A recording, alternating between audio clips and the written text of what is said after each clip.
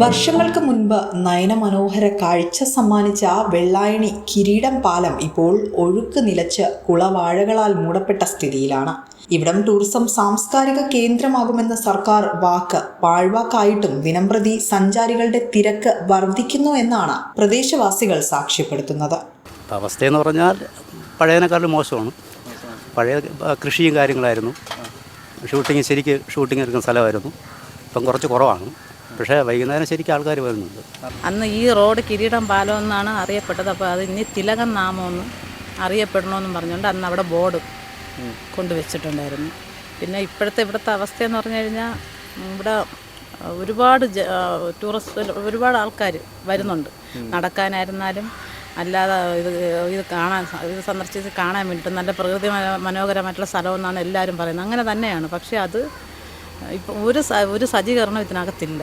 Cinema shooting ആയിരുന്നാലും സീരിയലായിരുന്നാലും എന്നും ഒന്നും രണ്ടെണ്ണമൊക്കെ കാണും, പല ദിവസങ്ങളിലും കാണും. അന്ന് ആ സുരേഷ് ഗോപി സാർ വന്ന് ഈ റോഡ് ഇത് ചെയ്തത് കൊണ്ട് മാത്രമാണ് ഇത്രയും ജനങ്ങളെല്ലാവരും ഇവിടെ വരെയും ഒരു പുരോഗമനമായത്. അതിനുശേഷം ഇന്നുവരെയ്ക്കും ഒന്നും ചെയ്തിട്ടില്ല. ഒരു വണ്ടിക്ക് പോലും വരാൻ പറ്റാത്തൊരവസ്ഥയാണ്. കുഴിഭാഗമായിട്ടാണ് കിടക്കുന്നത്. ഇതെല്ലാം ശ്രദ്ധയിൽപ്പെടണം. ഇതെല്ലാവരും അറിയണം. ടൂറിസം പൊതുമരാമത്ത് വകുപ്പുകളോ കല്ലിയൂർ ഗ്രാമപഞ്ചായത്തോ ഇതുവരെ സഞ്ചാരികൾക്ക് വേണ്ട സൗകര്യങ്ങളൊന്നും ഇവിടെ ഒരുക്കി നൽകിയിട്ടില്ല.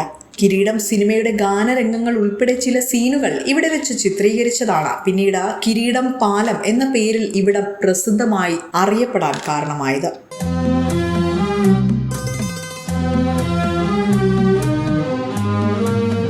അതെ, കിരീട സിനിമ എന്ന് പറഞ്ഞാൽ ഈ പാലം, ഈ കിരീടം പാലം പണ്ട് മോഹൻലാൽ വന്ന് കിരീട സിനിമ എടുത്ത സ്ഥലമാണിത്.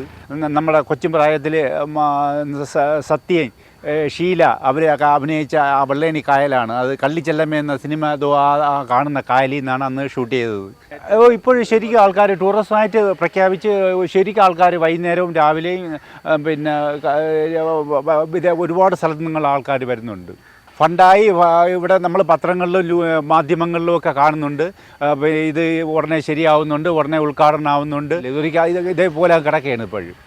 വെള്ളായണി കായലിലെ അമിതജലം കരമനയാറ്റിലേക്ക് ഒഴുക്കി കളയുന്ന കന്നുകാലി ചാലിന് കുറുകെയാണ് ഈ പാലം സ്ഥിതി ചെയ്യുന്നത്. കോൺക്രീറ്റ് തകർന്ന കമ്പികൾ തുരുമ്പെടുത്ത നാശാവസ്ഥയിലായ പാലം അടുത്തിടെയാണ് പുനരുദ്ധാരണം നടത്തി നാടിന് സമർപ്പിച്ചത്.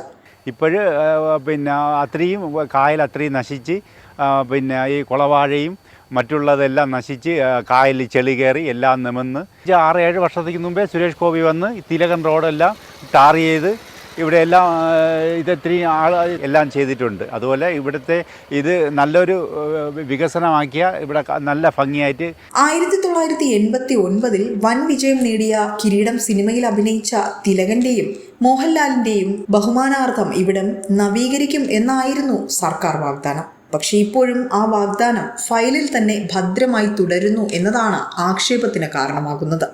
ഇവിടുത്തെ റോഡാണെന്നുണ്ടെങ്കിൽ ഇവിടെ നിന്ന് അറ്റം വരെ ഈ കിരീടം പാലം ഈ ഭാഗത്തെല്ലാം വളരെ മോശമായിട്ട് വർഷങ്ങൾ കൊണ്ട് കിടക്കുകയാണ്. മഴ പെയ്ത 2 വീലറിൽ വരുന്നവരൊക്കെ ഇവിടെ വീഴുകയും കൈകാലോടിയുന്നു.